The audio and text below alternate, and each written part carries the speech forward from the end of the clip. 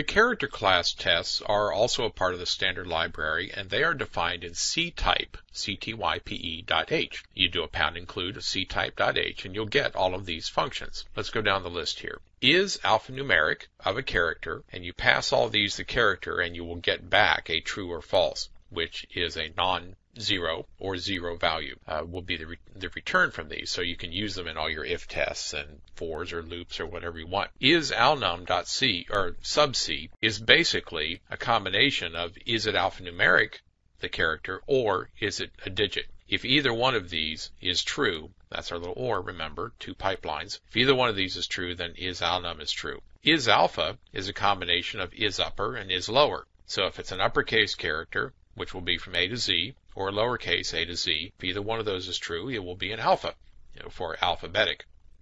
Is control, is it a control character? And that's the text here. Is it a digit, 0 to 9? Is it graphic? Can it be printed? It basically is the is graphic, and that will catch everything except for a space character. Space character will return false to is graphic. Is lower, is it lowercase? We saw that up here in is alpha. Is it printable? That's printable, including space, just like is graphic. That's a good one if you're going to print things that you're not quite sure. You're reading them in off a file.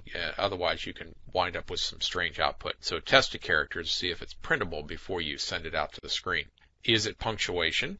Is it white space? That's like tabs and carriage returns and new lines and things like that. Is it uppercase?